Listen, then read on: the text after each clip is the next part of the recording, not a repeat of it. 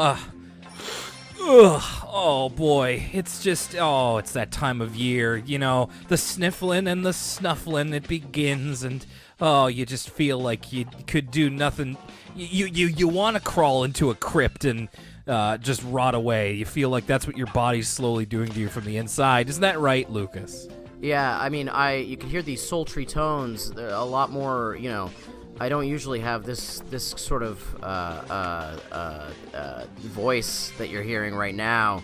This kind of I've been talking a lot today, and I've been talking a lot while ill, and so that's how we get to. I kind of wish my voice was like this all the time, a little bit. I mean, when you were ill or when you were illin'? I was ill. Oh my goodness, Sue! We've talked about teen slang for 2 episodes in a row. Now all of a sudden you're trying to get one over on me. I gotta stay relevant somehow. Well, Lucas, it seems that your voice is a little bit maybe in kind of the let's say in the yellow instead of in the green. I think we need a little bit more amplification for this episode. I think we need somebody else to talk with us about this episode of Arthur here on Elwood City Limits, the episodic Arthur podcast. And I think that person could stand to be local. Since we are, a celebrated or hopefully soon to be celebrated local podcast. So let's introduce our guest for this episode. We are very happy to have him. He is the host of the brand new podcast, the Samurai Pizza Cast. Welcome, Andrew Power. Hey, Andrew. Hey, guys. Thanks so much for having me. I was just, walking by and invited me in, and I'm more than happy to be here. So are you also recovering from a cold? Can we make this a three-peat? I was kind of sick the last week or so, yeah. Not tremendously so, but I've had a bit of a cough. This is how small the Halifax animation podcast world is that we actually got our colds from Andrew. I think we'll get into it. I propose maybe the episode that we watched for this podcast has made us sick. True. Could very well be. I definitely... I don't know if germs go through YouTube, but maybe. Well, well, you know what? Oh, jeez, man, it's right. It's right there. There's the sick, and then there's the chicken to make you feel better. Wait, chicken soup. I don't know where I was going with that one. Andrew, you are, among many things, you are the host of the new Samurai Pizza Cast podcast, which Lucas and I have both checked out, and we highly recommend. Can you tell us a little bit about, first of all, who you are, and if you have anything else besides the podcast, can you tell us about that? And finally, tell us about the Samurai Pizza Cast. Yeah, sure. My name's Andrew. I work in Halifax in the animation industry. I've been working around here for a little over a decade now on various cartoons that we make around Halifax.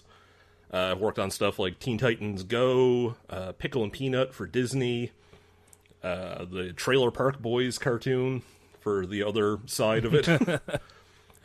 And but go ahead. As of now, I'm also a podcaster because I looked around Halifax and I said, you know what this town needs? It needs a podcast where a bunch of people talk about an old cartoon. There's a void that needs to be filled, and I just don't see it, Aww. Well, okay. Yeah, that's right. This is an invasion angle, boys. I'm here to start a feud. Yeah, did your podcast where a couple of people talk about an old cartoon also originally start as a wrestling podcast and then kind of shift as well? No, as much as I have attempted to get my co-hosts into wrestling, that has not quite happened yet, but if anything, it might turn into a wrestling podcast. We'll see. So you decided to do this, if you couldn't tell, it's about the early 90s anime, the Samurai Pizza Cats. Now, I don't remember if that was the name, the Japanese name. So you guys kind of do a little bit of both, but that's what you decided to kind of inform the world about. Yeah, it's an idea for a podcast that I've wanted to do for years now, just because it's a very specifically bizarre show. It's from the early 90s when a lot of anime was being brought over but wasn't being translated especially well or accurately. They were really still figuring that out. And Pizza Cats is this very particular case where by all accounts, they didn't seem to have a lot of the materials necessary. So in a lot of episodes, it's very clear that the English writers are just sort of winging it and just writing in whatever they want. Right. Yeah, I'm getting like flashbacks of the Digimon movie and the stellar dubbing in that film. Yeah, but literally imagine the same people that brought Digimon over years prior before they even gotten that good at it. Before they knew what they were doing. Oh my god. Yeah, and with less to work with. Now, in fairness, I did watch the hell out of Samurai Pizza Cats when I was little, so it's been really fun to listen to the podcast and kind of remember kind of the earlier episodes. Yeah, it's been a real trip to go back to. Like, I've revisited it here and there throughout my life, but this actually sitting down and watching through the entire thing episode by episode and really picking it apart has really made me realize just how truly bizarre the show is. Sounds familiar. I'm not sure if I can relate. Yeah, I know. Maybe you guys are... Yeah, you don't really have a point of comparison. Yeah, you lost me there. Well, Andrew, we're happy to have you here, and of course, if you haven't yet check out the Samurai Pizza Cast. See, that's the thing is that I make fun of when I listen to the Giant Beast Cast. I make fun of the way that Vinny says Beast Cast because sometimes it sounds like Beast Cats to me, and now it's coming back on me because I keep saying Samurai Pizza Cats, but I mean cast. Ugh. Yeah, if anything, I started the show just because the title just sort of is sitting there waiting to be used, and it was very good. I really have to give you props for that one. So someone's got a squad on that GoDaddy webpage, and might as well be you, right? Ooh, I should do that before you put this episode up. Good point. All right, so Andrew, we're again happy to have you here. Maybe you can even give us some like animation insights into Arthur. I feel like every time Lucas and I talk about animation, we're a bit underinformed as to how to speak on it intelligently. Yeah, I've definitely worked on a lot of shows. Like, I'm currently working on a show that's pretty much in the same ballpark as Arthur. Ooh. So this sort of thing is kind of my life at the moment. So in just a sec here, we're going to get into our emails, but that reminds me that as of this week that we're recording, it was in 1996 this week, so that's, hang on to mental math, 23 years ago that Arthur first debuted. I'm sorry to cut you off, Lucas. So I was 6. Lucas, I said that you were a baby in our social media post, but how old were you in 1996 October? I was October of 1996. I was the ripe old age of 1. I was like, he's probably like 1 or 2. But yeah, I didn't want to guess. And Andrew, how old were you? I would have been 10 years old, which now makes me feel like an ancient grandpa.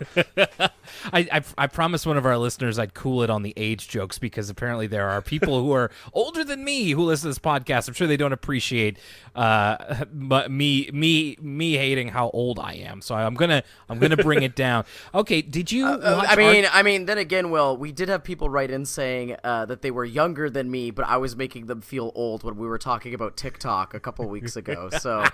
I found the fountain of youth, and it's keeping up with TikTok culture. So, Andrew, what is your history with Arthur specifically? I think I definitely watched a fair bit of Arthur when it came out, despite the fact that I was at least several years out of the demographic when it debuted. But I mean, I kind of have the excuse that I went on to work in cartoons and like kids entertainment. So the fact that I've been watching, I mean, like that happens to me sometimes. Of like, I was just listening to a podcast where they were like, when I turned 14, so I get away with it. And I watched Yu-Gi-Oh, I was like, I'm too old for this, and I'm like here 17 watching Yu-Gi-Oh and being like, this is cool. Yeah. So I also have like younger siblings. Oh yeah. So even stuff that I might not have watched on my own, I probably watched way more of than I needed to. Right. Arthur, I think I probably just watched of my own volition, though. Fair enough. I mean, as we have 8 seasons of proof that. So before we get into the episode, we always like to answer some emails over at elwoodcitylimits@gmail.com.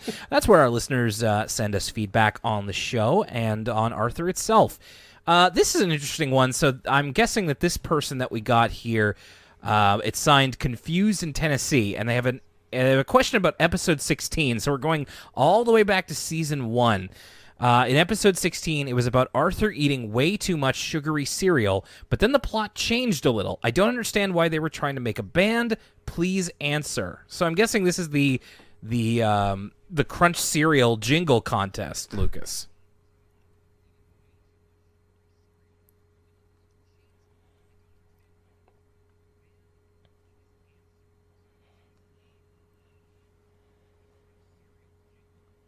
Right.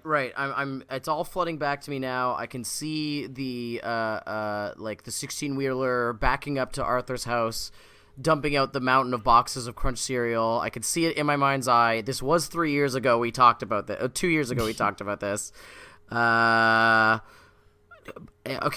So they were starting a band because they wanted to make a jingle because he wanted to win a year's supply of Crunch cereal. Yeah. And then they were in the warehouse, right? And then they had like kind of a motley crew. There was like, I think they had the lunch lady was in their band. Is that correct? Grandma Thora was in the band. Grandma Thora was in the band. I forget if Mrs. McGrady was in the band. I feel like there was some randos in the band where it was like, for sure. Why are you hanging out with these kids? Yeah, so they wanted to make a band because Arthur wanted the year's supply of Crunch cereal, so he worked really hard on it, and then in the end, it was DW's idea that catapulted him to success. Great episode, by the way.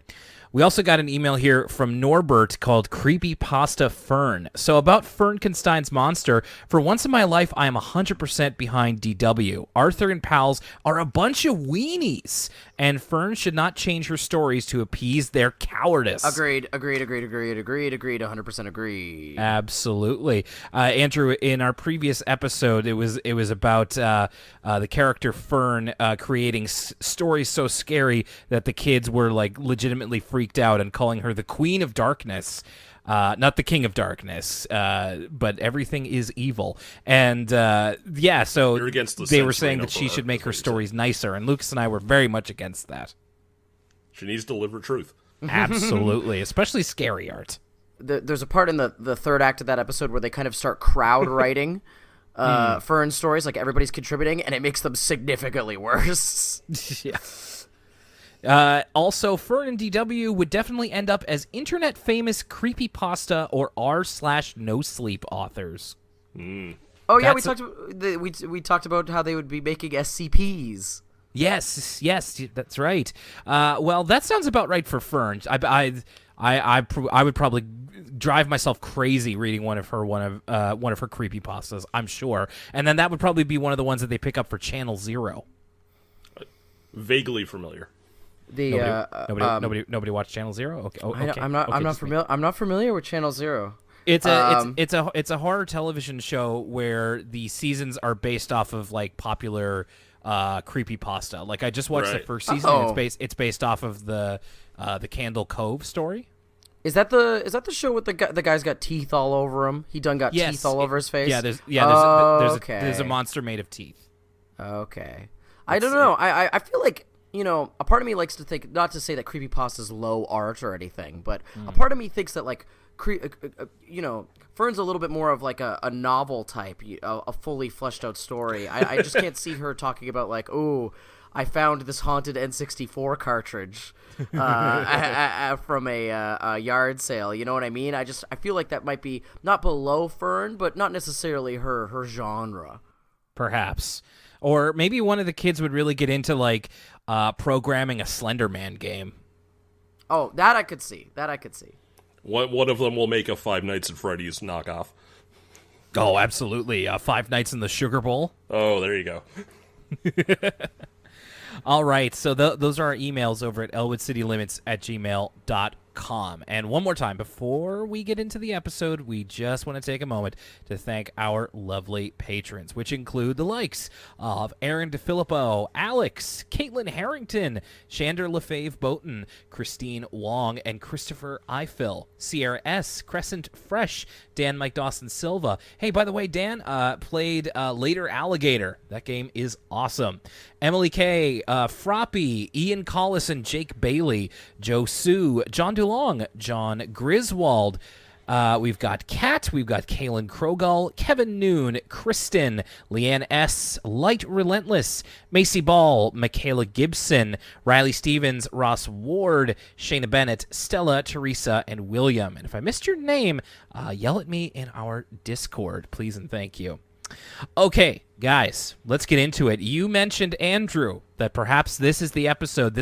Perhaps this is patient zero that made us sick, because this episode is literally vomitrocious. First of all, Andrew, are you familiar with the term vomitrocious? I'm not sure that I've come across that specific term. I didn't know that it was already in play. So it's a saying of Muffy on the show. That's kind of her catchphrase is vomitrocious. Oh, I remember that now. Okay.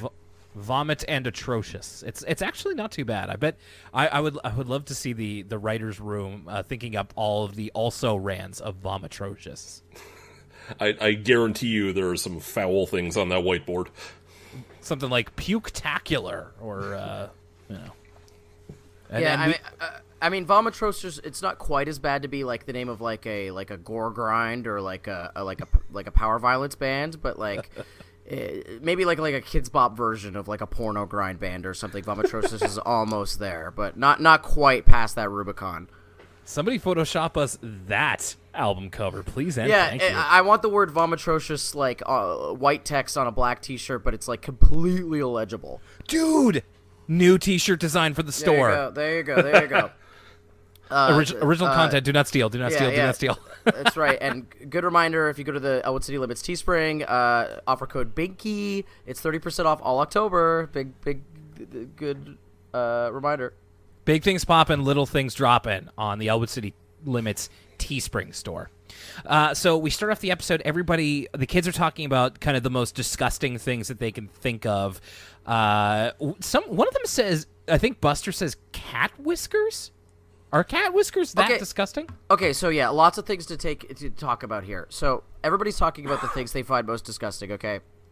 First of all, of course Arthur's disgusted by baby diapers. This is very Freudian. We've already established that Arthur's biggest anxiety in life is being a baby, so of course what most disgusts him is the physical manifestation of that anxiety, which is baby diapers. Mm-hmm. That's a season one character point. We learned very early on Arthur does not want to be a baby. Secondly, I mean, I hate to bring up the animal hierarchy again and you know, the difference between funny animals and regular animals and all that jazz, but when Buster says he's disgusted by cat whiskers, is he talking about a four-legged cat like Francine's cat Nemo? Oh. Or is Buster referring to the physical features of his peers? In which case, is Buster racist? Oh, I really hope it's the former. These are the questions. Yeah, believe me, for 3 years, these are the questions. Oh, yeah. I think like Nemo. I'm thinking more like Nemo, just for the record. I want to believe that 8-year-old Buster Baxter doesn't have a racist bone in his body. No, I agree. I mean, yes, I agree. And the most disgusting thing they can think of is, oh, poor George. He's the butt monkey of the show again. He comes into the cafeteria with a nosebleed and everybody freaks out, which is too bad. I also get nosebleeds, so like I'm kind of used to it, but it's like he even says like everybody starts laughing at him. He's just like, I can't help it. It's just a little blood.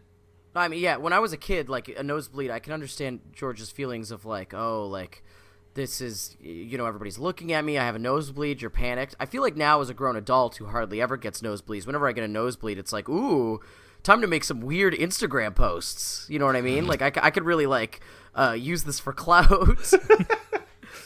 You've learned how to turn it into money. That's the key. Exactly. What a great Instagram post that would be, right? I got a huge nosebleed and I'm holding up money to my ear like Playboy Cardi, like the money phone. I'm like, yeah, this is just another post from my twisted mind. I was thinking Andrew WK, but again, that's yeah. I was when I sat down to watch the episode, I was a little surprised at like, you know, I was wondering, I wonder what episode of Arthur I'll get, and apparently I got the grossest one. I don't know if there's. It's up there, Lucas. I'm trying to think if there's any more disgusting episode than this. There is one where Arthur almost gets digested. I mean, Oh, yeah. The in my giant clown. mind, this is the most. One of the first episodes me and you ever talked about was the one where they go to that theme park and they're like obsessed with barf, like they're like fixated on it, like they're like, Barf bags. yeah, they're like all excited about barf bags, and there's like a close up shot of like a dripping barf bag. By the way, I guess disclaimer: I know a lot of people eat while they listen to podcasts. This might not be the best episode to have your meal during because. By my goodness, I don't think there's ever been so many different types of bodily fluids on Arthur in quick succession. Because we like the speed for which there's such whiplash in the speed we get blood to just vomit like immediately one after another, and I'm like, oh my gosh. Like, did David Cronenberg direct this episode of Arthur? I was not expecting to see blood when I sat down to watch Arthur. Yeah. So I was excited that I got, like, the Sega Genesis version of the episode with the blood turned back on. Well, it's true. Like, when I saw that opening shot of George looking at the blood on his nose and hand, and it's just, like, bright red blood, which you're not used to seeing in a show like Arthur, I was like, where have I seen this before? And I was like, oh, Will, do you remember when I showed you that Arthur Death Grips video? Yes. So that's where I'd seen this clip before. Is that clip is prominently used in that Arthur Death Grips A and B. Okay, so you've said it out loud. I have to watch that video after we're done. Oh yeah, it's one of the best videos on the internet. It's fantastic. Andrew, I'll send you the link after we're done. I'm very excited for whatever that might be. Yeah, so George has got this nosebleed. It actually is like the same color as ketchup, which we get here some season 1 era Francine. This is bad. She like immediately zeroes in on George and like really instigates everybody making fun of him. But at least she gets immediate comeuppance because eventually Sue Ellen gives him a napkin for his nosebleed, and then people are like egging on Francine, like, yeah, like keep making fun of George, he sucks. Get him. And then, yeah, and Francine is going to, but then out of nowhere, she just horks in the middle of the cafeteria for everybody to see. She turns away from the camera, so we don't see any of it, but we do hear the noise. It's so I gotta point out what's crazy about this, and this actually ends up making a lot more sense once we get to the conclusion of this episode. But everyone's kind of lauding Francine for her quote unquote excellent George impression, and it's like really really bad. But like she got like she says like I want to bleed all over your food, and then like I think it's Prunella is like you sound just like him. He says that all the time. Yeah, exactly. Francine barfs in front of everybody, which is super embarrassing, and she has to go to the nurse's office, which it seems like she's not sick or anything, but it's just hopefully a one-time thing. She goes home for the rest of the day. I like how when after Francine's barfed and then like they're cleaning it up, and Mr. Ratburn just kind of comes by with some air freshener. I'm helping. So yeah, back at home, Lucas, I wonder if you noticed this. Did you notice Catherine's new voice? I really really did, and I kind of, as the episode went on, not to be not to be overly negative or anything, but I don't know, I kind of miss the old Catherine voice.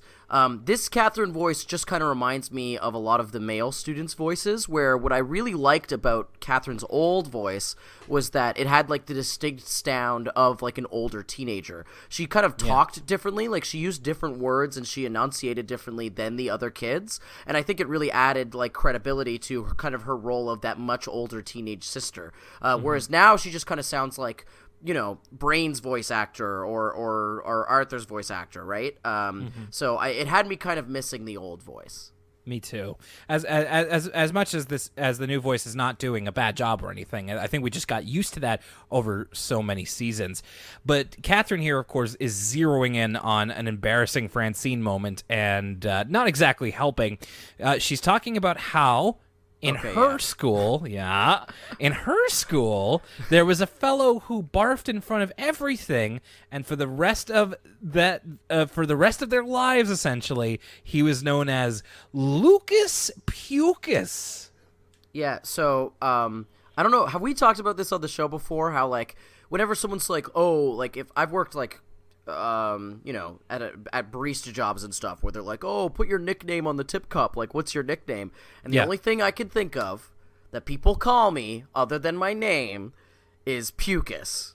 Oh, no, they call you that? I've been, well, not anymore. It's not like a regular occurrence, but there was an era in my life, let's say grade 12 of high school to 2017-ish, no. that I was puking a lot, and so I got the name Pukeas. Don't worry. No. Well, do not be worried. It is not because of any sort of physical ailment. It is all because of choices of my own accord. Okay, so no need, no need to. It is a nickname I earned. Let's say You came by it honestly. Yes, exactly. So it was a different situation as I kind of wore it with a badge of honor as opposed to this kind of as Catherine's describing, every school has a puke kid. And I mean, Pukeas is. If you're proud of Pukeas, that's not a bad alt Halloween name for Twitter. That's true. I mean, Bucas is still. I got the Bucas going. But you can't change it now. Yeah, but Pukeas maybe next year. So yeah, Lucas Pukeas. Like I froze. Wait, before we move on, is Catherine's theory right? Will and Andrew, did you guys have a puke kid at your school? I assume I was the one at mine. Andrew, I need a second to think. I can't really. I have a terrible memory, so I very well could have had one and just long forgotten about him. Because, like I said, I am a decrepit old man. So, okay, I'm going to say no, we didn't have a puke kid, but when I was in college for radio the year after Lucas, one of my colleagues, who is a good friend of mine, a bunch of us in the class went out to like a local bar, and he ate a bunch of hot dogs before and then slammed a bunch of beers and came back from the bathroom and puked up his hot dogs. I'm gonna need you to tell me who that person is after the show. I will tell you. Okay. But I will not implicate them on the World Wide Web. Yeah. So Catherine's getting her ready for the fact that like when she goes back to school, she's gonna be the puke kid. People are gonna be calling her like Barfine, which I felt Barfine was a little uninspired, but it does lead into a very funny comment later, and that basically she's gonna be a social pariah. So Francine's all ready to be mad when she goes back to school. In fact, she has this she has a dream where like she goes back to school and then everybody like 28 days later style puts on like a breathing mask and they call her Barfine. So not only that, she walks in on Muffy opening an envelope and saying it mid-sentence, the disgusting person of the year award goes to, which the implication here is that like, what bad luck is that you do the grossest thing of the year the day before they're giving away like if she had waited one more day, she would have like missed out on the disgusting person of the year award, and then she would have to have been eligible. It's like when Kendrick Lamar's Good Kid, Mad City came out like so late in the album cycle that it was like a year later when it was up for the Grammy and everybody had forgotten about it, and that Macklemore album won the Grammy. It's like that kind of situation.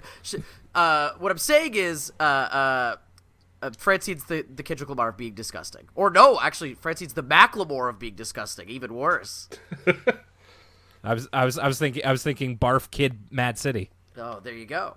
Barf Kid Elwood City. There you go. This is very like this episode's full of great like Garbage Pail Kids, Weird Al tier of humor. Yeah, it's them getting to roll around in the muck a little bit, get all dirty. So and in that dream, she is like ferried off to like a clean room with like the rest of the disgusting children. She's putting quarantine. Yeah, and it's just George there with toilet paper in his nose, just saying, "Welcome, Barfine." So this is her worst fear, is that she has to be socially ostracized with George, and it couldn't get any worse than that. So she goes to school the next day, and everybody is really nice to her. Like they're being, they're asking her if she's okay. Buster what's the first thing that Buster gets her? Oh, so like, yeah, Buster busts out. I loved this. My favorite thing, running joke throughout this entire episode, is like how just like overtly nice Buster is being, and like Francine completely misunderstanding his intentions. So like Buster literally just has like a bouquet of flowers and like giant smile on his face, and he's like, "Oh, we got you flowers, Francine. We all are so like concerned about you." And just like the contrast of like Francine is like super on the defensive, and Buster's just trying to be as nice as possible. Yeah, and everybody is being as nice to her as they can. And this is kind of the through line of the episode. I found it really interesting that this is Francine seeing the BS of like social structures. Like people treat her better than George because she's popular, which is the point of the episode. But I just find it interesting when she's just like, I know what you're all thinking. You think I'm disgusting and all this. And they genuinely don't, but it's because she's better regarded than, I guess, George. What a loser. But true. she's also getting this like psychological thing whenever she thinks about or somebody mentions George's nosebleed. There's like a little violin sting. Did you guys notice this? Like when she like has to cover her mouth and run to the bathroom, it's just like, and it started making me anxious. I was just like, oh, I don't like that. It's like it puts me on edge. It's like Dead Space or something. You know what I mean? Like it's like, oh, here comes the puke.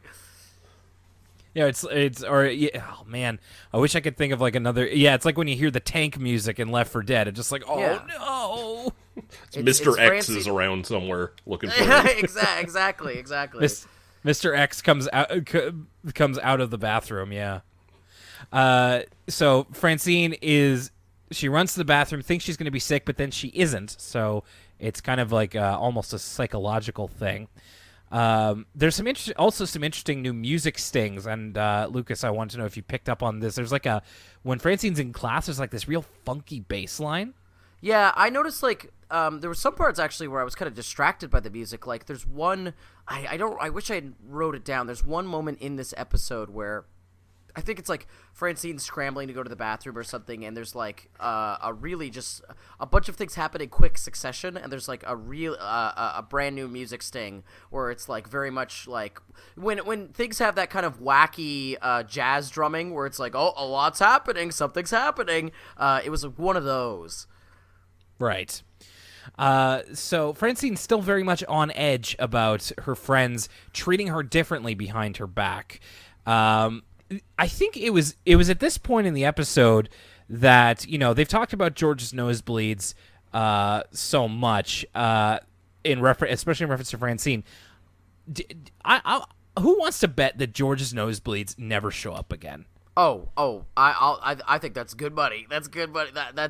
I will absolutely take that bet. So Andrew, every once in a while, Arthur's known for like introducing something that seems to be like a real big character beat or like supporting character, and they like never show up again. Yeah, Andrew, sure. What were you gonna say? I was actually gonna ask you guys like if his nosebleeds were an established thing already, or if that was new. Well, see, the weird thing is that like they treat George here as like a real pariah, like he's an outcast. This is kind of new. Like George is a little.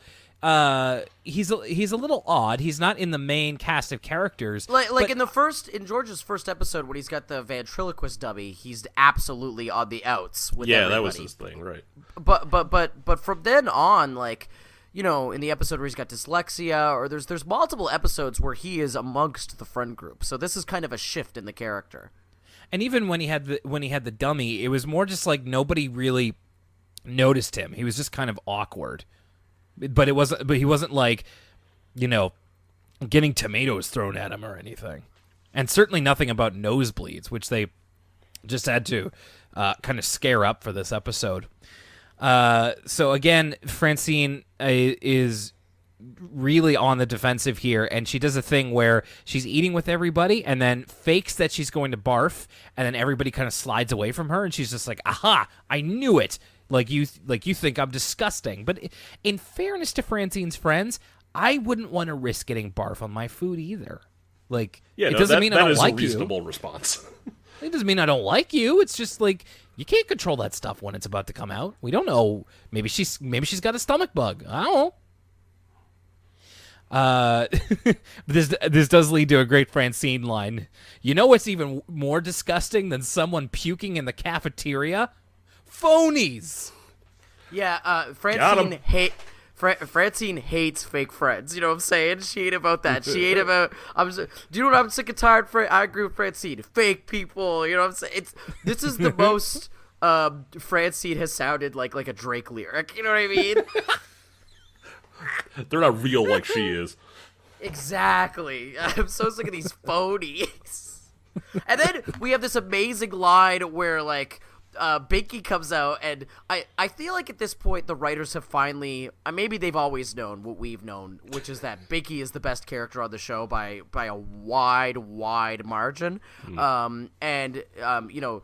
This isn't a starring role for him like we were talking about last week with last week's episode. He just kind of pops up in this one moment. But God, when Binky's on screen, it's always just such a highlight because he goes, "Oh man, that time you barfed yesterday was so awesome." And then Francine's like, "See, Binky's real."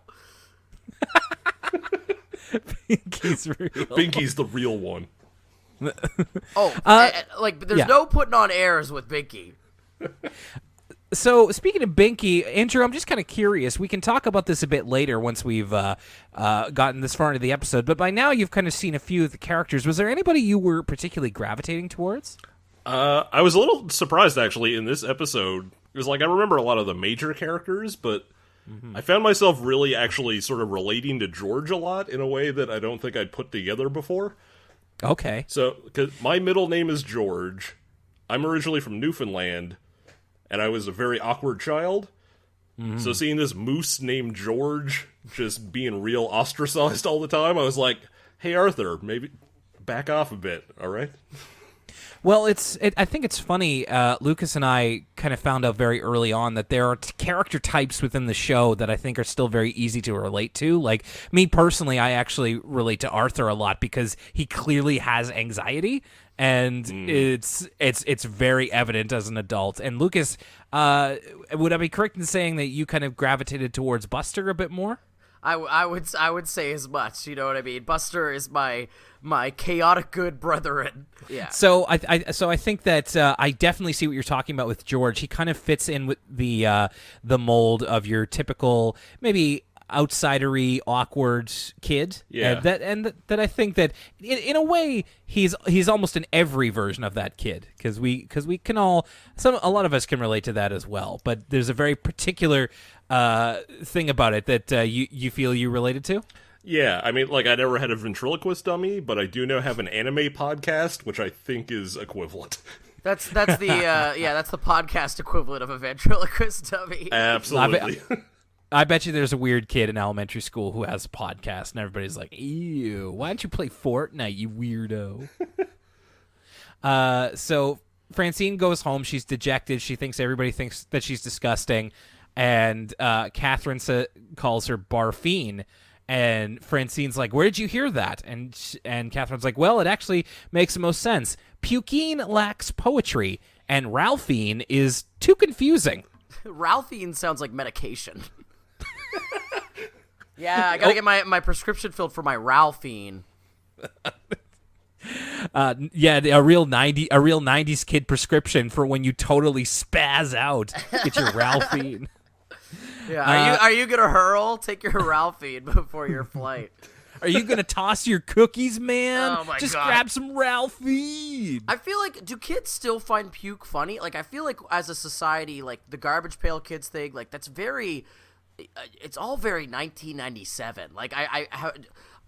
Do kids even find that if I don't know, I don't talk. I suppose I don't talk to a lot of 9-year-olds. If they're like, oh, bro, I'm gonna hurl. Is that funny to them? I don't know. I'm not sure. It does remind me of there really was a zenith for the barfing industry. I remember there was a series of books when I was little called Pukorama, and they were all oh God, these disgusting covers of dirty diapers and this guy is barfing, and it's just ugh, in retrospect. But as a kid, I guess it was funny, or just I don't know why, and I really can't speak to it today.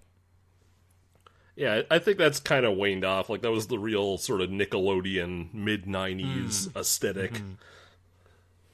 Yeah, I think that's probably a good part of it as well. Gross out humor was kind of a lot bigger, I feel, when we were kids. Now that I could be missing out on some real gross out treasures, perhaps. But like you said, Lucas, with the Garbage Pail Kids, and even with less, like I think of like Ren and Stimpy and stuff like that, or Rugrats, there was definitely some disgust humor elements to that as well.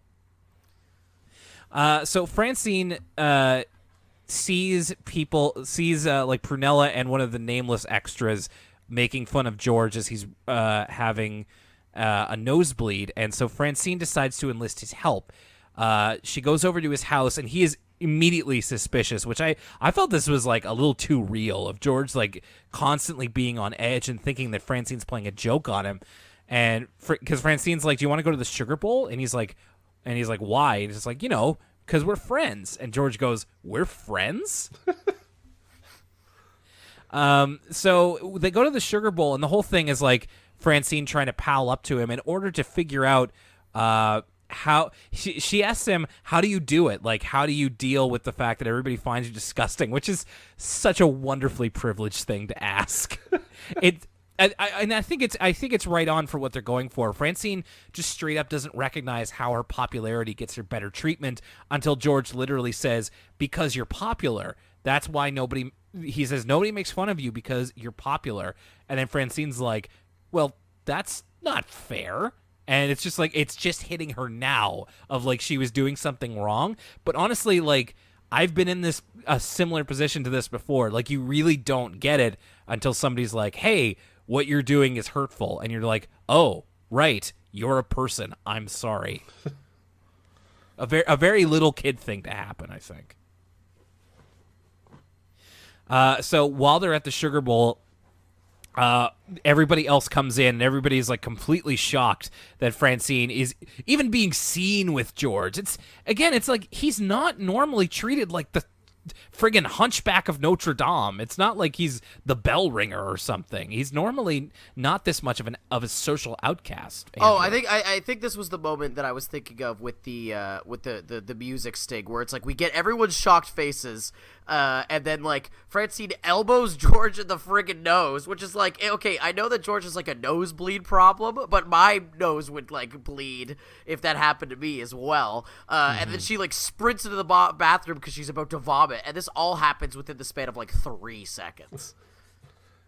And while she's in the bathroom, she hears everybody making fun of George, which, I mean, listen, I know what I just said, like, they're kids, like, this kind of thing happens, but it's just, like, everybody kind of ganging up on him and just making fun of him while he's just trying to have an ice cream soda. It just seems really uncharacteristically mean of everybody. Well, yeah, especially because, like, Arthur and Buster are there as well, and that's, like with, like, Muffy and, like, Prunella, that's, like, well within their characters, but, yeah, especially not Arthur, it's kind of uncharacteristic of him. What is funny, though, is when Francine comes back outside, and then she tries to defend George, and the kids are so not used to Francine being nice that they think it must be sickness-induced. Right.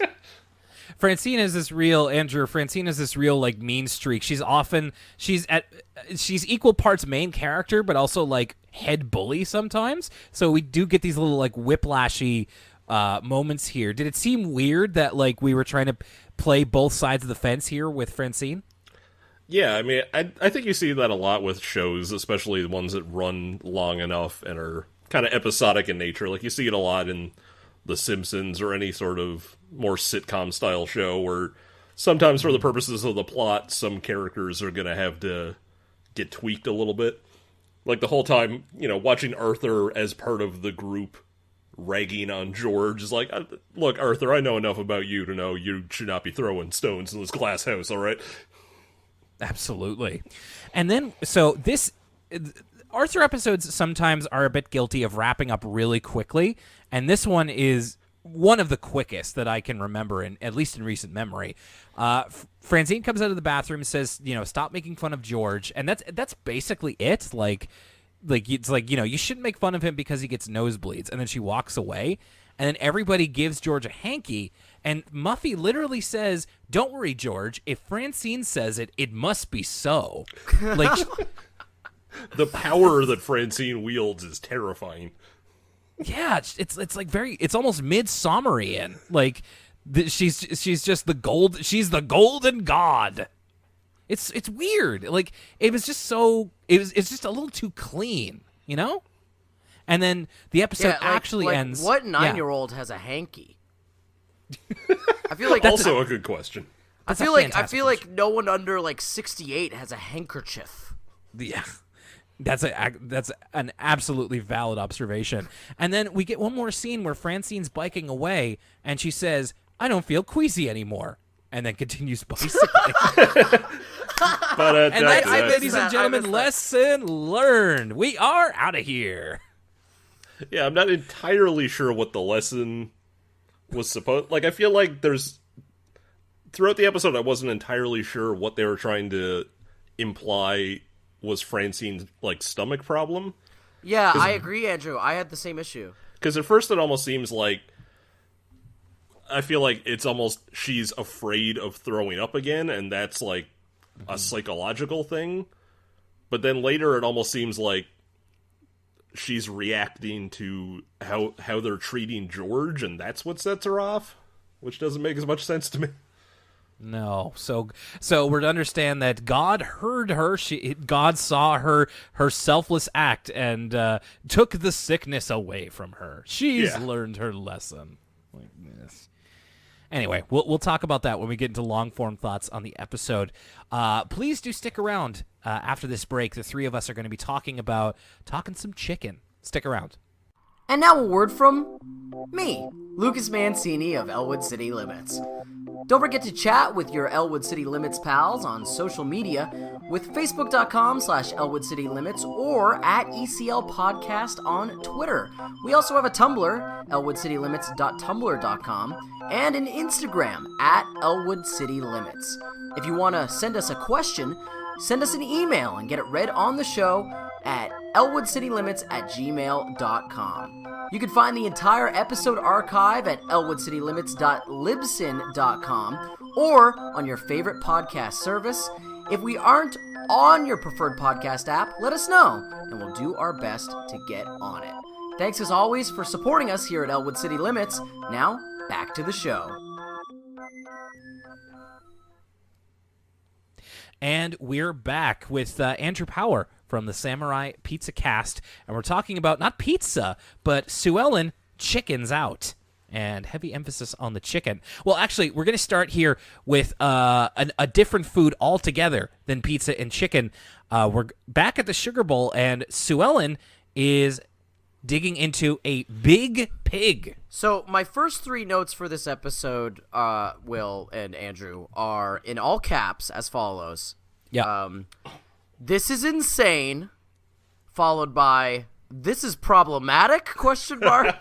Followed by this is simply beyond the pale. So the this is insane is in reference to the Sugar Bowl is getting sold? Yeah. It's an earth shaker. It's an institution. Yeah, man. It just goes to show you that capitalism, it puts its fingers into everything until it owns everything you love. Though I will say the moment's kind of lessened by the fact that, have we seen this odor of the Sugar Bowl before? I don't think... To clarify, this is the very first time we're seeing Mr. Menino. Okay, I thought as much. I was like, I'm pretty sure we've never seen this character before. I really just took that as at face value and thought, I don't remember this character, but surely he must show up all of the time. No, Andrew, never before this. This is the analysis you can come to expect by two people that have seen every episode prior to this one. So he's never showed up before, and for all we know, never shows up again. So anyway, the This Is Insane is in reference, of course, to the idea of the Sugar Bowl, which has been a mainstay of Arthur being sold. This is problematic refers to something that happens soon afterwards. Well, and so the Sugar Bowl being sold, it's like you almost don't even realize that the Sugar Bowl's owned, because it's like the kids are in there like every time they're not in school, and they're getting all of these ice creams and sodas and everything. It's just like it almost seems like a socialist collective of just supplying kids with ice cream because it's the right thing to do. It's true. In the episode where they're breaking down all their different I think we talked about this briefly in the episode where they're breaking down their allowances, and we were kind of like running the numbers on their week-to-week incomes, and I was like, there's no way they're going to be able to afford all these seems nightly milkshakes that they're getting from the Sugar Bowl. Exactly. And a big pig here has got to be in excess of $5. I know it's like 2002. Yeah, I mean, but still. $5 was like, what, $3.50 in $2002? Something like that. I don't know. But so the big pig here, Lucas, I'm pretty sure I know the answer to this one, but raspberry ice cream with double fudge, pecans and walnuts, and cherries. Would you eat it? Of course I would. Andrew, Andrew, we usually, Arthur likes to do this thing where it's usually actually at the Brains ice cream shop where it'll be like most of it is pretty delicious sounding and there'll be like one gross thing thrown in on the recipe. Mm-hmm. And usually Will ask me if I would eat it because the answer is almost always yes, whereas Will is a little bit more conservative. Yeah, rightfully so when it comes to the concoctions. But this one just seems all good. Yeah, this is a pretty standard, like, nothing wrong with this one. I gotta ask, actually, how are the pizzas looking on Samurai Pizza Cats? Like, are they looking real edible, or are we doing like pizzas like the Ninja Turtles, where it's like, oh, bro, it's motor oil and chocolate? Oh yeah, they lean pretty heavy into what is the grossest thing we can say is on this pizza. You don't actually see a lot of the pizzas, I've noticed, but they definitely narrate a lot of gross stuff on them. I mean, not to steal your show's thunder too much, but like, what percentage is it Samurai? What percentage is it pizza? And what percentage is it Cats? Would you say? I mean, that's tricky because the samurai part's already in question because in the original Japanese show it's ninjas, so technically there's not even any samurai. So ninjas, samurai, it's the same thing. So you're saying 0% samurai? If you want to be technical, 0% samurai. 0% samurai, maybe like 10% pizza and 90% Cats is kind of the breakdown. Yeah, I think that's probably accurate. That's embarrassing. Oh my god. I mean, so it should be like Arthur has like no speaking roles in this episode. In our defense, yeah. So 0% Arthur on this one. Hey, totally fair. So yeah, the Sugar Bowl is Mr. Menino is selling the Sugar Bowl to a nationwide fast food chicken restaurant called Chicken Lickin'. And the in case it wasn't on the nose enough, the mascot of which is named Beauregard Poulet, who is I specially request none of us do impressions of Beauregard Poulet, and if you could just kind of somehow put the audio from the episode, I feel like they got to hear it from the horse's mouth, because this is just like, I still haven't made up my mind if this is problematic or not. All I know is that it really makes me like, I'm making that emoji where he's like, right. This is big, teen talk, teen phrase of the week. I was definitely having a bruh moment, watching this. I couldn't believe what I was seeing. Hi, y'all. I'm Beauregard Poulet, and this here's the very porch where my daddy gave me the secret recipe for his chicken licking chicken. So what was it that I don't know if I'm following. Like, what was it that I just think Mr. Beauregard here is probably some sort of stereotype again. I don't really want to get into the specifics of it. I know it's obviously like kind of a play on the classic KFC Colonel. But there's something about the characterizing. I'm watching this footage back. I don't know. There's something about this where I'm like, some part of this must not be okay. Okay, fair enough. I mean, he's a refined Southern gentleman. I don't know what your problem is. Okay. Lucas, for you, this is a big. I want you to know this is a big ask, but I will not. I know you were excited. I know, but I'm like, please spare us. I'm like punching my leg over here. It's gonna be really difficult, but for you, anything. All right, so Beauregard Poulet he's wearing like a blue suit and top hat, clearly meant to be a Colonel Sanders takeoff, and we actually get a Chicken Licken commercial, which I gotta say seems very true to life of like the outrageousness of a fast food commercial, where it's like the the southern plantation house that Yes. he's on, like the front of it comes down and it turns into a dance floor, and they're like they look like they're doing the Millie Rock a little bit, these chicken dancers. Yeah, the chicken dancers Millie Rock on any block. You know what I'm saying? They're there with 2 Millie and Playboy Cardi, and they're ready to go. And he's talking about like the new chicken bites are $2.99, and his new chicken sandwich is $1.99. And it really seems like this is a very good representation of fast food commercials. It reminded me of all the chicken sandwich gate, like all that chicken sandwich talk that was happening on Twitter a couple of weeks ago. I was like, oh, I guess this whole like people obsessing over chicken sandwiches, it's not really a new thing. It's kind of always been there. It was just kind of peaks and valleys, if you will, in terms of chicken talk. 2002, 2019, it's all the same. There was that fried chicken shortage a couple of years ago. I forgot about that too. You know, we're getting tricked by capitalism again, Will. We keep thinking like, oh, the chicken sandwich is such a big deal. There's a shortage of chicken sandwiches. This keeps happening. How are we so foolish? Because fried chicken's good, man. It's good. I had a chicken sandwich for lunch today. I wasn't even thinking about it. Oh my god! Now I just had dinner and it was chicken. Oh god! How deep does it go, man? They've got me. Oh, yeah, I know. I feel like I'm Rowdy Piper and They Live. I'm just gonna like put on the glasses and it's just gonna say like buy chicken. Buy chicken. Which actually you probably should be doing more of. By the way, they have a shot of like the meal that's like the quote unquote typical meal you would have at Chicken Licken, and it's like, the chicken burger, the chicken fries, and there's a slice of brie next to that food. Come on, people. It's like when it's a cereal that's like, oh, it's part of this balanced breakfast if you eat 2 apples and an orange and orange juice, and it's just like, you're not eating that with your Pop-Tarts. You're just not.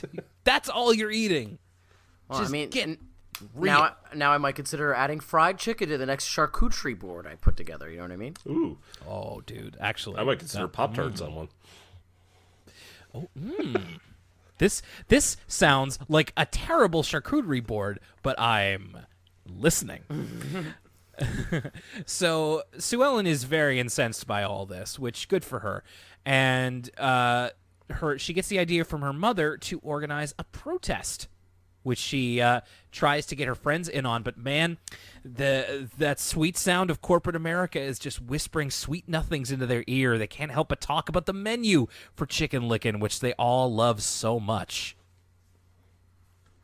I related to this. I mean, the amount of like 45-minute conversations I've had with friends over what's our favorite dollar menu McDonald's items. Like, it's like one of those memes where it's like, people discussing, I don't know, politics, and it's like everybody like fighting in the mud, and then it's like people discussing the McDonald's dollar menu, and it's like a picture of like the UN of everybody in a circle, like calmly talking to one another. Like, that's like when me and my friends are talking about, okay, yes, so when you are drunk and you were in a McDonald's, what do you get? And I'm like, well, obviously, the move is to get a junior chicken, a McDouble, and a large fry, so you can sample all the delights the McDonald's has to offer. That's great. Like, I can't think of a better answer than that. I wouldn't change a thing. I would not change a thing. No notes. Live your truth. If you really want to have the surf and turf style, that's when you throw in the fish fillet. If you want to be a big baller. I keep meaning to have a fish fillet one of these days. It's not. It's not great. But then I get to McDonald's and I'm like, no, I want something I know I'll like. Fish fillets are the official McDonald's menu item for people who have handkerchiefs, if you know what I'm saying. I know exactly what you're saying.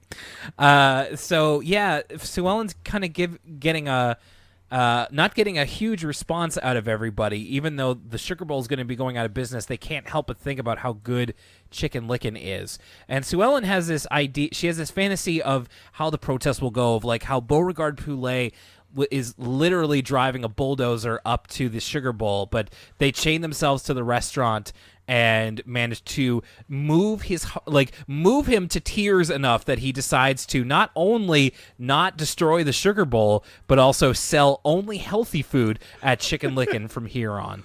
So, which it's cute in its innocence. So this is just the end of the Muppet movie, right? This is just Doc Hopper showing up to that old West town to kill Kermit the Frog, and then he gives a big speech. Now, Lucas, I know what I promised, and I won't say it in the voice, but this imagination of Beauregard Poulet literally says, "I do declare." Like, an "I do declare" in this day and age is unthinkable. I know, man. It's like, Deez Zamero talk about this a lot, too. It's like, you ever just see Foghorn Leghorn and be like, when do we think this was okay? Look, he's just a small-town lawyer. That's all he is. I think he even has suspenders on. Like, this is a bit much, especially watching it with fresh eyes. But yeah, I thought this whole imagination was very funny, and just how idealistic it was. Also, very very timely in terms of organizing a protest. I know. That's what I was actually kind of thinking. I was like, is this... I mean, it's kind of misguided in that, like, sure, saving a small business, a small family business is probably as good of a kind of a plight as any in terms of, like, yeah, like Andrew said, it's very Muppets movie. Like, we got to save the community center. We got to, like, save this small business. It's kind of important to all of us. We got to stop this big business from coming in. But, I mean... It did kind of remind me of the imagery we were seeing in Halifax this past week with, you know, all the kids organizing with the climate protests and stuff like that. And for a moment there, that's not really what this episode's about. But for a moment, I was like, oh, is this Arthur episode kind of espousing the benefits of community organizing and protesting and why that's important and positive? It kind of is, but not really. They miss the mark on some aspects of that so that it doesn't quite add up, but they're trying. It was 2002. I feel like we weren't going to get any better than this. If this were made today, then the story might be a little different. Ooh, I would love to see an Arthur episode about, you know, the kids tackling the climate crisis. I really, truly would. And I feel like, you know, current day Arthur, that's not too mature for it or anything like that. I think that's well within their wheelhouse, given what we've seen, some of the topics covered in the recent episodes. I agree, but then I also wonder if they would be not looking to court controversy, because if there's one thing, if parents can complain about a gay rat wedding, they sure can complain about that damn commie Arthur saying that talking about climate change. I don't know. I would love it too, but I wouldn't be surprised if they're a little bit antsy about courting controversy. Listen, let's just hope the people who... I don't think that the people who call into News 95.7 listen to Arthur, so I think we might be okay, hopefully. Yeah, we need to do this for the kids. Arthur, much like the Wu-Tang Clan, is for the children. Kids, For the children. So Sue Ellen has this very idealistic thought about how the protest is going to go, and bless her little heart. So she can't exactly get everybody together. In the end, she only manages to recruit Buster and Binky. A bunch of people back out because they have like other commitments and stuff like that. Sue Ellen encourages everybody to not eat a Chicken Licken anymore, and at first they kind of agree, but then Brain comes to her and admits that he broke down. And my question here is, he mentions that he had like some manner of menu item with the cool pinata sauce. What manner of sauce do you think cool pinata would be? I don't know. I mean, usually Because the cool made me think Cool Ranch, but the pinata makes me think that maybe it's like a mild salsa. Yeah, cool pinata sounds like what you would call Mexican food for white people. it's just mayonnaise. That's what the cool pinata sauce It's a pinata, but don't worry, it's not spicy. What in New Mexico is Chicken Licken called Pollo Licken or something? Oh, it's Los Pollos Hermanos. Nobody? Okay. No, The no, Breaking I Bad know, movies. I know. The Breaking Bad movie's coming out soon. So in the end, it's Sue Ellen, Buster, and Binky. And Buster and Binky aren't so much like committed to the cause, like, they're not really in it. We also get a moment here again of Buster being not very good with not the best in English. It's safe our sugar bowl instead of save our sugar bowl. Yeah, And she gives it the like It movie treatment of she turns it into a V, draws the V over it, like the Losers Club. And there's a nice little jazzy number in this. There's like a montage here of Sue Ellen handing out like flyers and stuff, and there's just I really like the new music here in this episode. And there's a funny visual gag of the mother of the triplet. Like, she gives an ad to each of these triplets and then doesn't give one to the mother. Exactly. The kids. What do we say? It's for the kids. And at one point, Sue Ellen and Buster and Binky are practicing chants in her front yard. And who pulls up? Who would be the most in bed with big business but Muffy Crosswire? Muffy Alice Crosswire. I love this scene. Did you? Oh man. So tell me about it. What did you like about it? I mean, Muffy just pulls up in the limo and just says, "Hey, let's just go for a drive. Just me and you. Let's have a talk. It's fine." Like the most powerful corporate lobbyist, and basically tries to bribe Sue Ellen into giving up the cause with, I think it's like a novelty watch. Yeah, a Polly Locket watch, which is kind of a toy brand within the show. Yeah. She just does like the whole oh, what's this on the ground here? And offers, it's like, please have a nice cup of cocoa. And on this cold day, it's one of the most Muffy is pure slithery here. It's really, really oily. Like, we know that Muffy is, the rich girl. She's not got a lot of scruples, but even for her, this is pretty low. But it was very true to character and funny as well. But Sue Ellen refuses to sell out. Good girl. And Muffy very pro taking the sugar bowl down for somebody who spends all her time in there. But I think it has to do with the fact that did she say something about her dad owning a stake in it or something? Or? Yes. Her dad wants to actually put in a much more. I think she describes it as a much more classy or dignified franchise. Taco something. Yeah, it's like a Mexican place that he wants to open there instead of the chicken place. So it's like a KFC Taco Bell, almost like a chicken licking whatever the heck. They could probably work that out. There is a great cutaway of just how Muffy's making fun of the fact that Sue Ellen was only able to recruit Binky and Buster, and it goes back to them and they're just jumping in a leaf pile. At which point you realize the limo was only driven 10 feet. So they are doing this protest at a chicken lickin' opening in the Elwood City Mall, which also has a Meat Beauregard poulet stand, and it just ends up being the three of them and Sue Ellen's parents holding the banner. And it does portray the fact that being at a protest isn't really it's tough. Their voices are getting tired. They are tired. Their arms are tired from holding up the signs. It's hard work. Yeah, it's thankless, but someone's got to do it, and Sue Ellen has stepped up to the plate. It's very true. And then a news team comes running in, and Sue Ellen thinks it's for them, but it is to cover the new Chicken Lickin'. But in reality, I gotta believe their protest would at least get some coverage. It's true. This whole moment had me think about how the Five Guys recently. I was trying to think of the last time there was kind of a hubbub about a fast food franchise opening in our city, and it was that Five Guys that opened up, and it got me thinking about because there was lines. I remember those first couple days, it was really hard to get in there. Yeah. And I was thinking about how if someone was if there was 3 people protesting the Five Guys, would it have made the news? And I'm trying to think that sometimes there's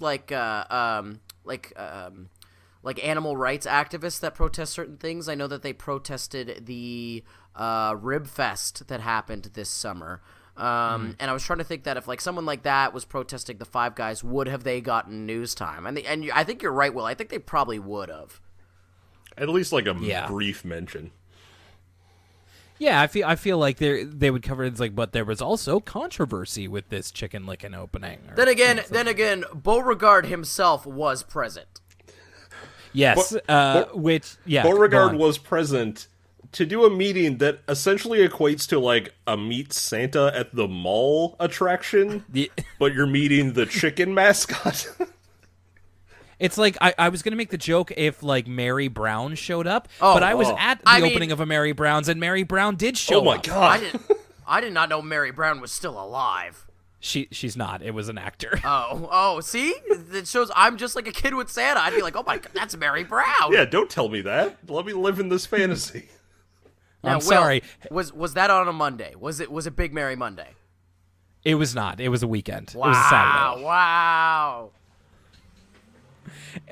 A Monday opening's a little hard to organize. You got to admit. Look, I'll take the day off work for Mary Brown's opening. That's fine. So the protest does not go over very well. Unfortunately, everybody is in love with Chicken Licken, and so Sue Ellen doesn't have a lot of sway. We actually cut away here to Arthur, DW, and Grandma Thora at the Sugar Bowl, remembering when Grandma Thora brought them there for the first time. So like we get the gag of like Arthur gets a double scoop ice cream when he's like 4 or something, and the top scoop falls off, or both scoops fall off, and Mr. Menino gives him a new one.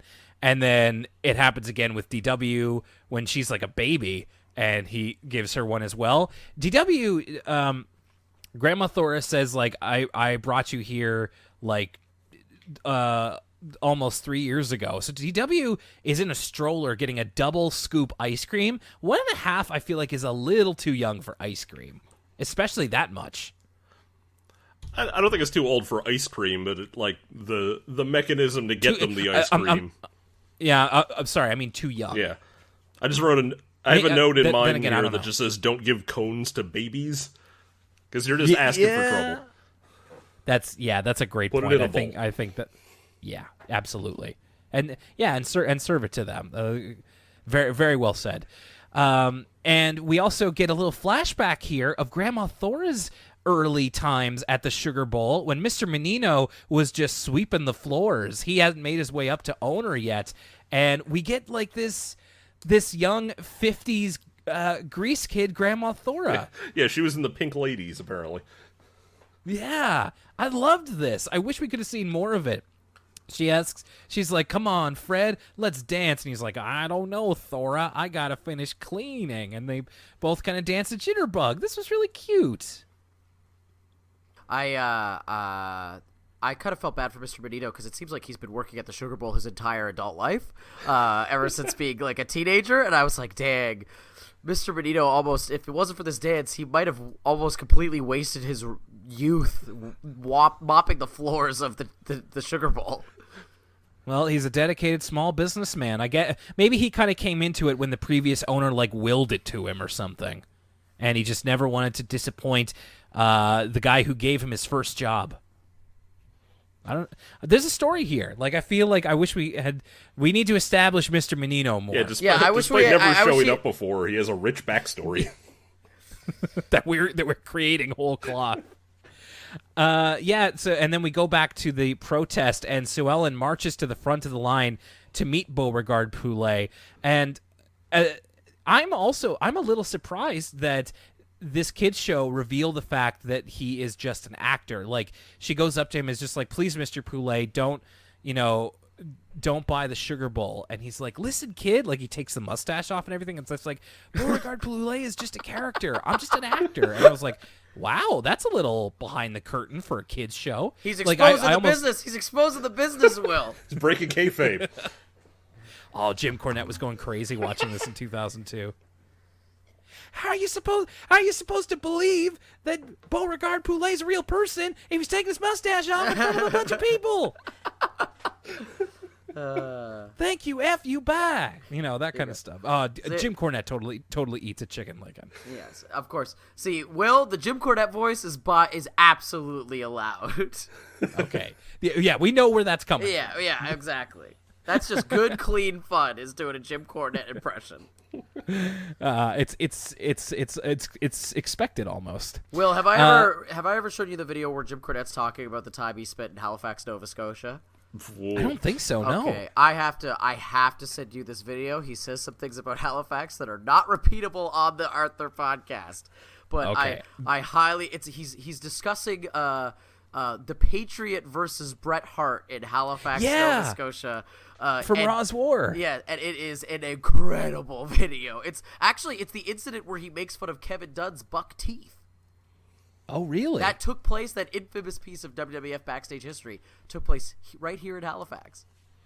Oh, okay. I think I found it here on YouTube. I cannot repeat this this title on the air, but Jim Cornette Halifax, I think, has gotten me everything I need, so I will be listening to that afterwards. So Sue Ellen essentially is just like, well, at least we can say that we tried, kind of thing. Goes to the Sugar Bowl, and everybody's in there celebrating, and Arthur just says, Mr. Menino decided not to sell the place. And I'm like, okay. What were you saying about these episodes wrapping up real quick?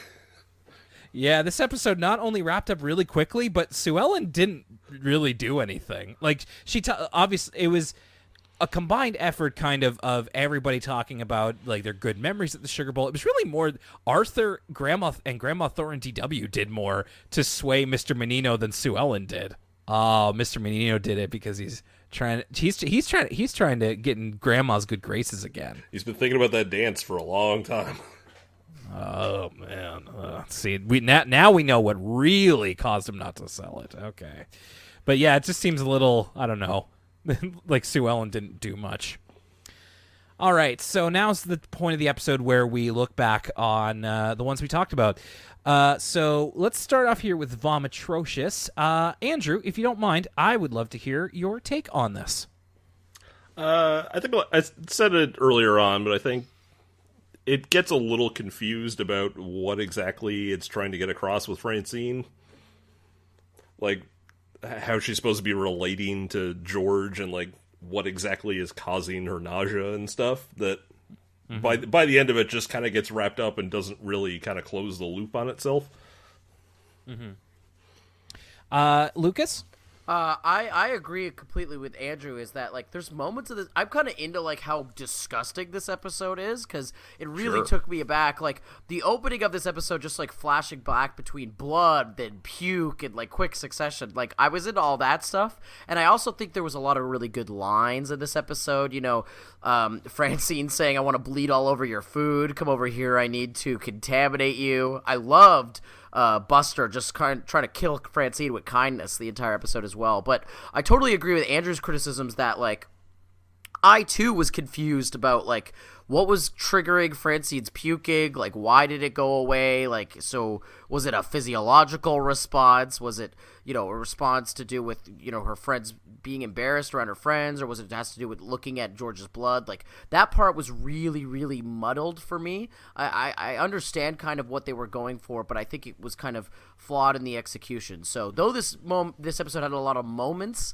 that I really, really enjoyed, I think as a whole it kind of slightly misses the mark and is a little bit messy in its execution. I mean, how apropos that this is the episode that I would describe as messy, right? Yeah, it didn't really do it for me. What didn't sit with me was just how out of character a bunch of people really seemed, or regressive in some cases. I feel like I'm really not here for any more episodes where Francine's the bully. Like, I just think we're kind of past that, and every time we do, it's just like, man, we've been here before, and like I'm trying to like her. So, and especially with everybody else kind of joining in with it, it just feels like it's a little bit too mean for an Arthur episode. And you guys make some good points about like exactly how Francine's vomiting really worked. And in the end, it was just like, we also kind of had to invent George being in this weird social position in order to push this message we were talking about. It all just seemed like we got here, but not naturally. Like we were trying to push the message more than like have it evolve naturally from the characters interacting with each other. And the ending of it seemed incredibly artificial, of just like, okay, everybody's friends because Francine said so. So yeah, I'm not crazy about this one. But there were some funny moments, to be sure, and I think you could say that for both of these episodes, is that even if we didn't like them all together, there are some parts of them that are either memorable or funny, at least. And that kind of goes the same for Sue Ellen Chickens Out. I think you made a great point, Lucas, of like, I would genuinely really like to see an Arthur episode. And, you know, now that I mention it, we kind of did in the Scare Your Pants Off Club episode in the first season, where it's like Arthur doing a petition. And there's often talks about like doing petitions and stuff like that, which is the first time when I was a kid I learned about that sort of thing. But I think Arthur could have an interesting opportunity to do that today, where, you know, something like strikes or like organized action is a bit more of a loaded thing, and to teach kids that it's, you know, that it's a good thing, and especially with some of the issues that we have here. And I think it's actually weirdly prescient that Sue Ellen is taking on this big chain restaurant from taking over local businesses. I just found that really interesting, and how it actually still kind of resonates. But in the end, it kind of felt like a weird exercise of like, Sue Ellen got all in. She got up in arms about it, and then in the end didn't affect the plot almost at all. It was just kind of, in fact, it's kind of more notable that she failed, and Mr. Menino just decided in the end to not sell it based on nothing that she did. So I was just like, well, then why did we do this? I mean, it was fun. Like, parts of it were fun, especially like, no matter where you end up on it, the Beauregard Poulet. Like, I just think that accent's kind of funny, but perhaps I was into it. problematic or not, we could save that discussion for another day. I mean, problematic as it is, I'd be lying to myself if I wasn't. My jaw was on the floor during that whole Again, I think this episode. Again, I like the intention. I like the idea of trying to educate kids on the value of organizing. Though, again, I think this is another case of it kind of misses the mark in the end. But this is a case where if this episode kept up that gusto from the first 5 minutes, this would be on my list of favorite episodes of the season. But I think it doesn't really live up to that first 5. It really hits you over the head with that first 5 minutes and just kind of fizzles out to the end, and then to a conclusion where Sue Ellen didn't really have much to do with anything in terms of saving the Sugar Bowl, like you pointed out earlier. Mm-hmm. Andrew? Yeah, I think I like this episode a fair bit. Like, there's some decent comedy going through it. There is just like a couple issues with the main idea that they're trying to get across, which I think is good for the most part, but like, we didn't really get into it, but like, there's a flaw almost immediately in that it's not a story about like a big chain coming in and trying to take this restaurant. It's about an old man wanting to retire, and then a kid saying, no, you're not allowed. Yeah. That's right. Great point. I did think it was kind of a really weirdly melancholy at the end of the episode, where he's like, with customers like this, I'm gonna be a millionaire, and it's like, oh geez, this guy's like old. He should probably like he's probably gonna like die barely in that making restaurant. Oh man! Especially with the prices he's probably charging these kids for those milkshakes, and the fact that they could buy milkshakes every day of the week. Maybe the real answer is that there is no ethical consumption in Elwood City. It's just like, you can either have the chicken restaurant, or you can have this old guy who is charging kids hand over fist to pump them full of sugar. Or you could have had that taco place, but nobody wanted to listen to Buffy, so. Yeah. Okay, so there you have it. That's an episode of Arthur here in season 8. Andrew, it was really good having you here. Now, I would really love for you to plug anything that you have, but before that, I want to ask you a question.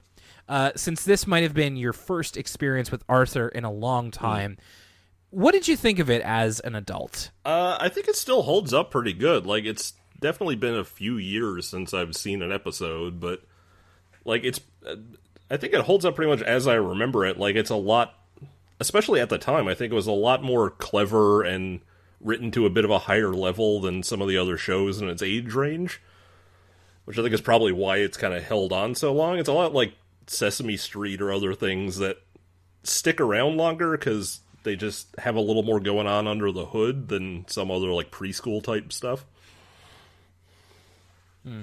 Well, I'm glad that it was a good experience, and we always kind of love to tell people who come on the show of just like, yeah, Arthur's actually like pretty good as an adult. It kind of holds up, and I wonder if we may be able to say the same about your podcast. So please let us know where everybody can find you, including your podcast. Yeah, if you want to listen to the Samurai Pizza Cast, you can just look that up on Apple Music, on Spotify, or I think it's just pizzacast.libsyn.com if you want to go right to the source for it. You can follow it on Twitter. It's just at PizzaCast. Or I post a lot of updates on the show and screen caps and digging in on some weird background characters and things like that. But if you like this show, I think Arthur is a much more gentle, sort of kind show, and I think that sort of reflects in your guys' podcast. Pizza Cats is a much more frantic, really weird show, and I think that kind of bleeds into our podcast in a similar way, but I think if you like this type of show, I think it's probably up your alley, and it's a really fascinating show to pick apart, to try and reverse engineer how exactly it came into being. In kind of a similar way, where it's like, for us, Arthur is something that we enjoy revisiting because there's often more there than you'd think. But I think in a different way, Pizza Cats is kind of the same, but in terms of just how off the wall it can be, and just like, I can't believe that this was on TV for North American kids in the early 90s. And just the whole story of it, I really think is worth talking about and worth, poking fun at as well. So I think that's a really cool idea. Yeah, thanks. Now, can I ask, did you get to work on Teen Titans Go to the Movies? Yes, actually. I worked on the first 2 seasons of Teen Titans Go, and then I went off to some other projects, but I did actually come back to just do a little helping out on the movie, I guess, last year. I watched that on a plane, and that was the first experience I had with Teen Titans Go. Oh, really? So you jumped all the way into the deep end on that? Yeah, I hope I wasn't missing any big-time lore. Like, I watched the original Teen Titans show, but I really liked the energy that it was bringing. Yeah, that show is very sort of folds back in on itself in a self-referential way pretty early on and never kind of gets out of that. Well, Andrew, it's been great having you here, and you're welcome back anytime as a friend of the show. Oh, thank you so much. I would certainly extend an invitation to you guys as well once we sort of figure out how we handle guests on our show. We haven't nailed that down exactly, but I'll put it out there for the future. I would love a reason to watch more Samurai Pizza Cats. I can't wait. I would genuinely love to do that show. I have no idea how I would react to seeing like a modern episode or an episode today. Yeah. Like I would love to revisit that. That sounds great. So that's Andrew Power, everybody, of the Samurai Pizza Cast. Check it out. And thank you for listening to this episode of Elwood City Limits. Lucas, the next time that you and I are going to be here, it's going to be a bit of a different episode. I feel like this one we're going to be talking about is going to be a little bit more informative, a little bit more... we're going to be delving into a part of Arthur that I think people have been expecting for quite a while now. Because next time... Lucas, you and I are going to be getting a postcard from Buster. Whoa! Okay, we've been waiting for this for a minute now. So we're going to be getting into a little bit of the history of the show. I think it's pretty safe to say we don't plan on covering postcards from Buster, at least right now, the television show. So we're going to be talking about the Postcards from Buster TV show in the next episode, which I think kind of serves as like almost the backdoor pilot for that particular show. And we're going to be giving you some of the information there, including some of the controversies that came to light because of Postcards from Buster. So I'm really excited. I think that's going to be a lot of fun. As do I. So that's an episode of Elwood City Limits for you. So for Lucas Mancini. I'm going to bleed on your food. And for special guest Andrew Power. Keep it cheesy. We'll see you next time. I'm Will Young, by the way.